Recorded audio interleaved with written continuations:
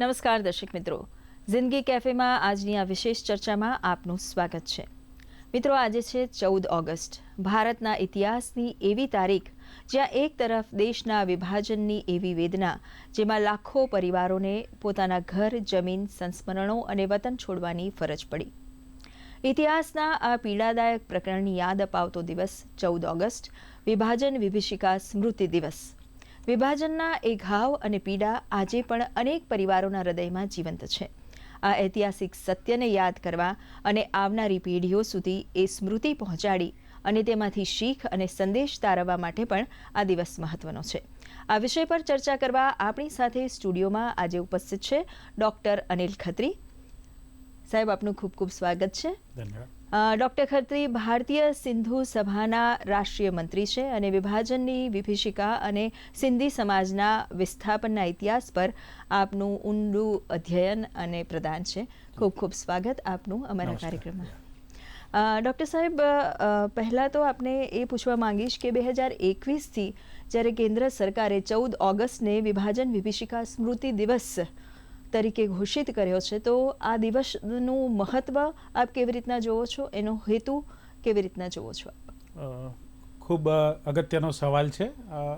આપણે સૌ વર્ષોથી 15 ઓગસ્ટ તો ઉજવીએ છીએ, પણ એ 15 ઓગસ્ટ સ્વતંત્રતા દિવસની પાછળની જે સ્ટોરી છે, અથવા તો એક સ્ટેપ પાછળ જઈએ તો 14મી ઓગસ્ટ બી ખૂબ મહત્ત્વનો દિવસ છે. કારણ કે એ દિવસે ટેકનિકલી જોઈએ તો વિભાજન, આપણે અખંડ ભારતમાંથી 2 દેશ બન્યા અને વિભાજનનો દિવસ છે. અને એ વિભાજન પાછળની જે સ્ટોરી છે, કદાચ આપણે ઇતિહાસમાં બી ઓછું એના વિશે જાણ્યું છે. તો એ સમયની પરિસ્થિતિ, ત્યાંની સત્ય હકીકત, એ સમયે લોકો પર શું વીતી અને કઈ રીતે આ બધું થયું, એ બધું જાણવા માટે આ દિવસનું આપણે મહત્ત્વ એટલો બધો છે કે કારણ કે આપણે આને વસ્તુઓને ઉજાગર નહીં કરીએ તો ધીરે ધીરે આ સત્ય હકીકત ભૂસાઈ જશે અને આવનાર પેઢીઓને આ વિશે બિલકુલ ખબર નહીં રહે. તો આ દિવસ જે સરકારે નક્કી કર્યું છે ખૂબ મહત્ત્વનું છે. આ 2021 પહેલાં સિંધી સમાજ એને સિંધી સ્મૃતિ દિવસ તરીકે ઉજવતું હતું, કારણ કે સિંધી સમાજ મોટાભાગે સિંધમાં હતું અને 14 ઓગસ્ટે એ લોકો છોડીને ભારત તરફ આવ્યા હતા. તો અખંડ ભારતમાંથી સિંધ કપાઈ ગયું અને સિંધી લોકો પોતાની માતૃભૂમિથી છૂટા થઈ ગયા. એટલે એની યાદમાં સિંધી સ્મૃતિ દિવસ તરીકે એનો મહત્ત્વ હતો. પણ રાષ્ટ્રવ્યાપી હવે અભિયાન છે અને આપણે જોઈએ છે કે છેલ્લા 5 વર્ષથી આ 6ઠ્ઠો વર્ષ છે કે વિભાજન વિભીષિકા દિવસનું મહત્ત્વ દિવસે દિવસે સમજાઈ રહ્યું છે. જી બિલકુલ. અને આ પાર્ટીશનની જે પીડા છે એ સિંધી સમાજ તો ખરો જ, પણ એક સમાજ સુધી સીમિત નહીં રહેતા એવા લાખો પરિવારોને તેની અસર થઈ છે. કહેવાય કે 1947નું ભારતનું જે વિભાજન હતું, વિશ્વનું સૌથી મોટું સ્થળાંતર તેને કહી શકાય. એ ગણવામાં આવે છે લગભગ 1.5 થી 2 કરોડ લોકો વિસ્થાપિત થયા હતા. તો આ આંકડા પાછળ જે માનવીય પીડા છુપાયેલી છે એને આપ કેવી રીતના જુઓ છો? સૌથી પહેલાં આપણે બેઝિકમાં જઈએ કે વિભાજનની જરૂર કેમ પડી હતી. જી જી. આપણે જોઈએ તો એના મૂળમાં હતું ધાર્મિક ધ્રુવીકરણ. જી. તો એવું તો નહોતું કે અમુક વિસ્તારમાં અમુક ધર્મના જ લોકો રહેતા હતા, કારણ કે અખંડ ભારતમાં બી દરેક વિસ્તારમાં સાથે હળીમળીને વિવિધ ધર્મના લોકો સાથે રહેતા હતા. પણ જ્યારે એક લકીર દોરીને એને ડિવાઈડ કરવામાં આવ્યું, રેડક્લિફ લાઈન, સિરિલ રેડક્લિફ હતા. હવે રેડક્લિફ ભલે આ 15 ઓગસ્ટે આપણે આઝાદ થયા, પણ 17 તારીખ સુધી એ લાઈન ડિફાઈન નહોતી થઈ. 2 દેશ બની ગયા હતા, 2 દેશ બની ગયા, પણ લાઈન ડિફાઈન નહોતી થઈ. 2-3 દિવસ લોકોને ખબર નહોતી કે કયા દેશમાં છે. અને સડનલી એ લાઈન આવી ત્યારે એમને ખ્યાલ આવ્યો કે અમે તો આ દેશમાં છીએ.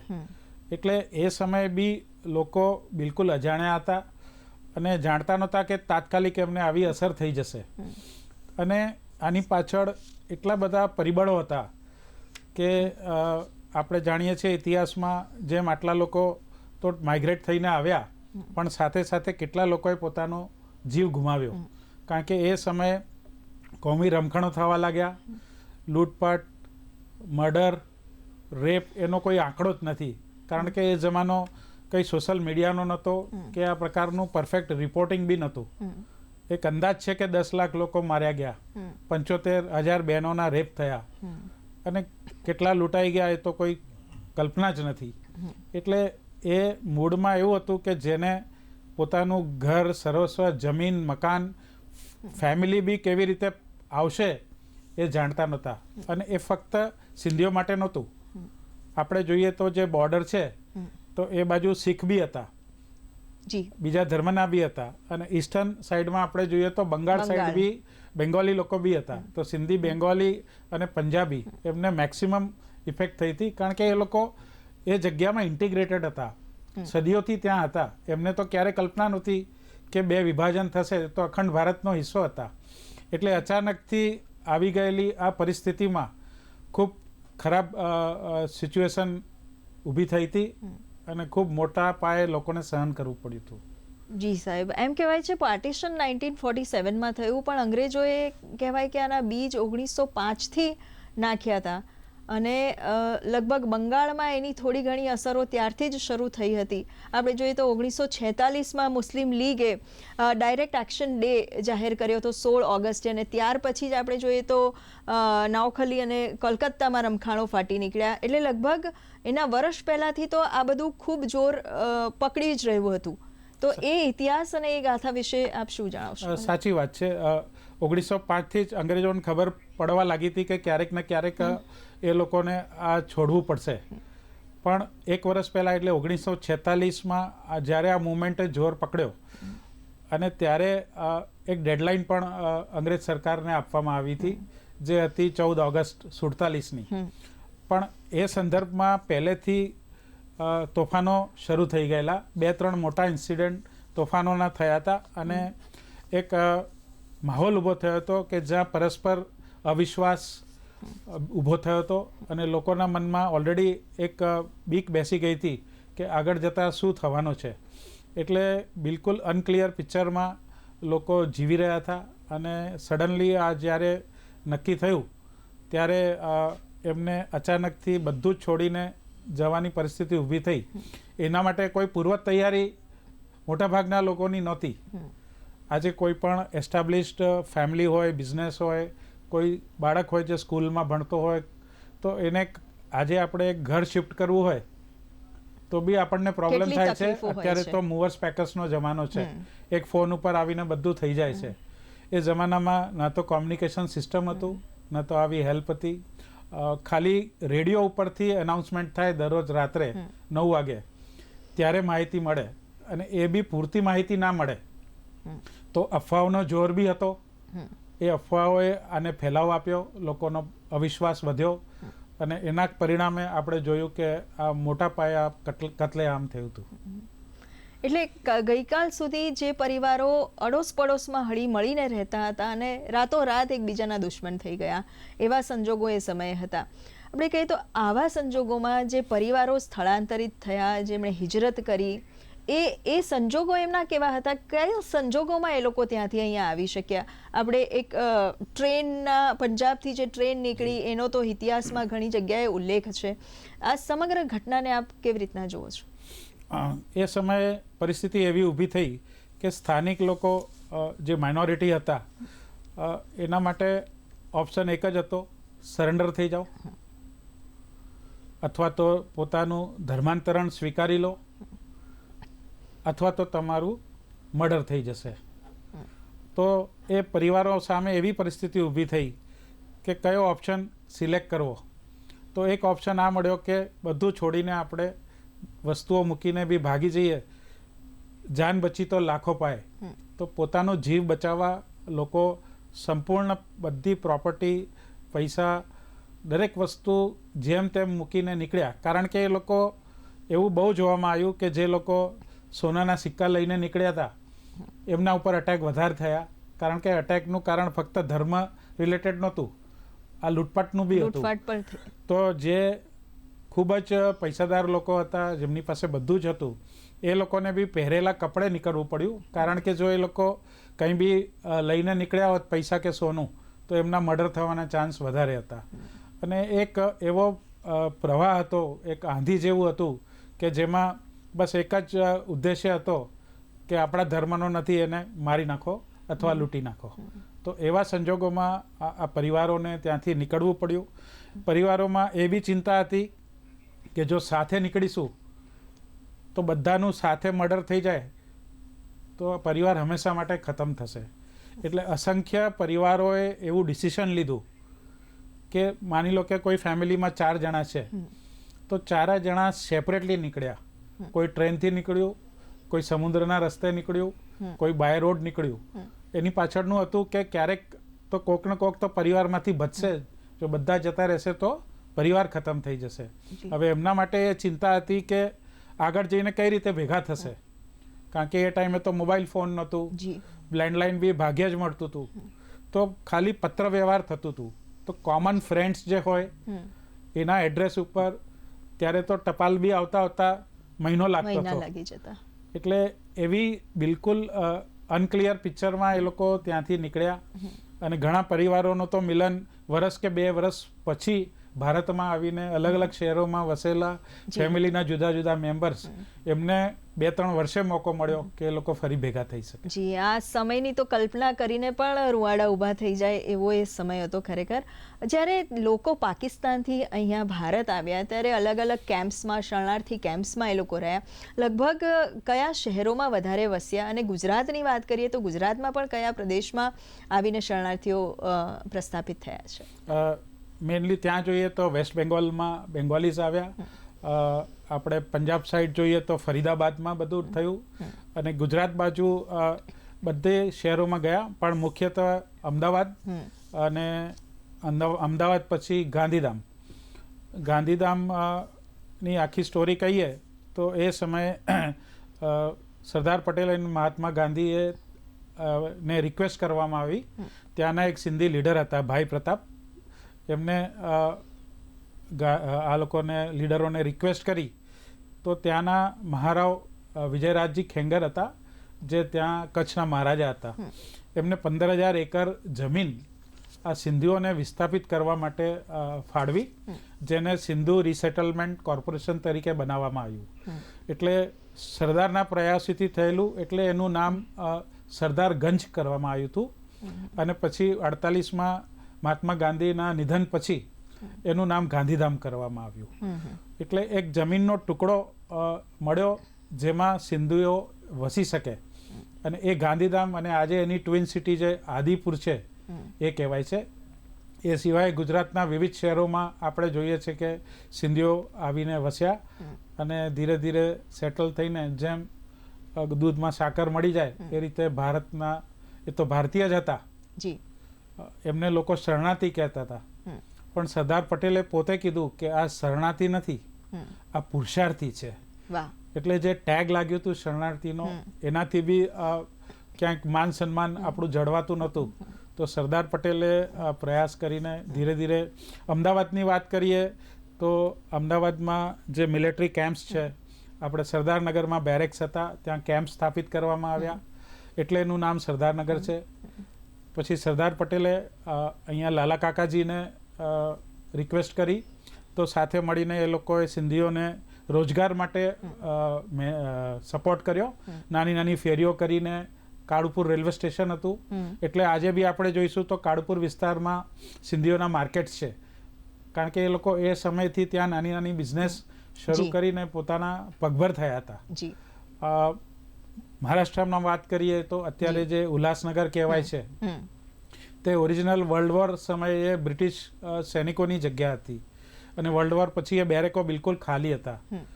તો સરદાર પટેલે લીડ લઈને એ જગ્યાની ફાળવણી સિંધીઓને કરવાઈ, ત્યાં સેટલ કર્યા. એટલે આજે ત્યાં આપણે જોઈએ છે કે એક નાનું ટાઉનશીપ છે જેને આપણે ઉલ્લાસનગર, એટલે આપણે કહીએ છીએ કે હિજરત થઈને આવેલા લોકોને અહીંયા સરદાર સાહેબના ખૂબ પ્રયત્નો રહ્યા કે એમને ભારતમાં સેટલ કરી શકીએ. બિલકુલ સાહેબ, સરદાર સાહેબના યોગદાનની આપણે વાત કરતા હતા કે બંગાળ હોય કે પંજાબ હોય કે શીખો હોય, બંગાળીઓ હોય, સિંધીઓ હોય, સૌના પુનર્વસન માટે તેઓ ફરીથી અહીંયા આવીને પગભર થઈ શકે, રોજગાર મેળવી શકે અને ફરી રીતના પાછા સેટલ થઈ શકે, એના માટે સરદાર સાહેબના ઘણા પ્રયાસો રહ્યા છે. એમના એ પુનર્વસન માટેના પ્રયાસોની એવી બીજી કોઈ ગાથા હોય તો મારા દર્શક મિત્રોને જણાવશો. સરદારશ્રી નું સપોર્ટ ના હોત તો આજે દરેક માઇગ્રન્ટને ખૂબ તકલીફ પડી હોત. એક જ્યારે આપણા વિભાજન થયું તો ઘણા બધા મુસ્લિમ લોકો ઇન્ડિયાથી પાકિસ્તાન ગયા હતા અને એ લોકો પોતાની પ્રોપર્ટી મકાન બધું અહીંયા છોડીને ગયા હતા. હવે એ સમયે એક એવી વિચારસરણી હતી કે આવા મકાનો ફક્ત ભારતમાં રહેનાર મુસ્લિમોને આપવામાં આવે, પણ સરદારશ્રીએ લીડ લઈને એ વસ્તુ કરી કે એવું નહીં, આપણા ત્યાંથી જે હિન્દુ વિસ્થાપિતો આવી રહ્યા છે એને એ મકાન ફાળવવા જોઈએ. તો એ ડિસિઝન થયા પછી હજારો લોકોને એ મકાન મળી શક્યા, અન્યથા એ મકાન ક્યારેય ના મળ્યા હોત. સરદારશ્રીએ એક ઇમરજન્સી કમિટી બનાવી હતી અને જે કમિટીએ આ આખો પ્રયોજન કરીને કોઈ પણ વિસ્થાપિતને તકલીફ ના પડે એ માટેનું આયોજન ન ફક્ત અમુક શહેરોમાં પણ આપણે સાઉથમાં બી જોઈએ તો બેંગ્લોર છે, હૈદરાબાદ છે, દરેક સિટીમાં જ્યાં બી એમને લાગ્યું કે જરૂરી છે આ વસ્તુ ત્યાં એમને કોઓર્ડિનેશન કરીને, કારણ કે આ સહેલી વસ્તુ નથી.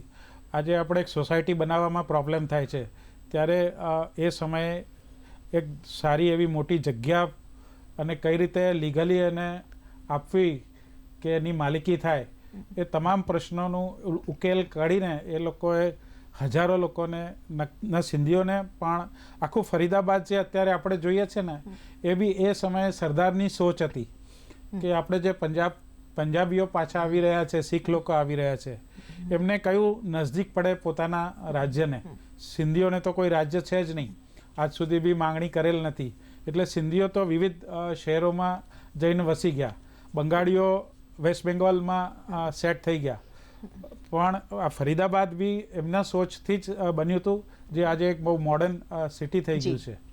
તો સરદારશ્રીએ ન ફક્ત વિસ્થાપન માટે પણ લોકોને તકલીફ ઓછી પડે, સમજો કે મર્ડર્સ ઓછા થાય, પરિસ્થિતિની જાણ થતાં એ પોતે બોર્ડર પર ગયા હતા અને બોર્ડર પર જઈને લોકલ લો એન્ડ ઓર્ડર આપણી જે પરિસ્થિતિ હતી એને સંભાળીને અને સામે પાકિસ્તાનના અધિકારીઓ સાથે પણ કડક વલણ રાખીને કે ત્યાંથી હિજરત કરીને અહીંયા આવતા લોકોને સલામતીથી આવવા મળે એનો માટે એમને ખૂબ મોટું પ્રયોજન કર્યું હતું. તો આ ન ફક્ત આ વિસ્થાપિત સમાજો પણ આખો દેશ હંમેશા સરદારશ્રીનો ઋણી રહેશે કે એમને જે આ રોલ એ સમયે નિભાવ્યો હતો. એટલે ભારતમાં તો કહીએ કે લોકોને પુનર્વસન માટેના પૂરા પ્રયત્નો થયા, પણ એવા પણ કેટલાક પરિવારો છે જે પાકિસ્તાનમાં રહી ગયા અને જે લોકો અહીંયા આવી ન શક્યા, એવા હિન્દુ કે શીખ પરિવાર કે બીજા સમુદાયના પરિવાર. આપણે કહીએ કરાચીમાં જ જોઈએ તો કરાચીમાં જ ગુજરાતી પરિવારો કેટલા બધા હતા, ત્યાંથી ગુજરાતી અખબાર પણ નીકળતું હતું કે તમારે પરીક્ષામાં પણ તમે ગુજરાતી ભાષામાં લખી શકો એવું પણ પ્રયોજન એક સમયે હતું. એટલા ગુજરાતીઓ ત્યાં વસતા હતા. તો જે લોકો ત્યાં રહી ગયા છે એમની પછી એ વખતે કેવી સ્થિતિ થઈ હતી? જે લોકો ત્યાં રહી ગયા અને એ સમય ના આવી શક્યા, પછી એ ગુજરાતી હોય, સિંધી હોય, પંજાબી હોય, એ લોકોને ખૂબ વધારે પડતી મુશ્કેલીઓનો સામનો કરવો પડે. એમને ડિસ્ક્રિમિનેશન થવામાં આવતું હતું, એમને ઇક્વલ રાઇટ્સ નહોતા મળતા, વારંવાર એમની ઉપર અટેક્સ થતા હતા. ઘણા બધા કિસ્સા છે કે ત્યાં ડૉક્ટર્સને પણ કિડનેપ કરવામાં આવતું હતું. અને આ સાથે સાથે એ ભાષા, ધારો કે ગુજરાતીની વાત કરીએ તો એ સમયે જે ગુજરાતી કરાચીમાં રહી ગયા હતા એ લોકો પોતાની એક્ટિવિટી ચલાવતા હતા, પોતાના પબ્લિકેશન કરતા હતા, માની લો કે ન્યૂઝપેપર કાઢતા હતા.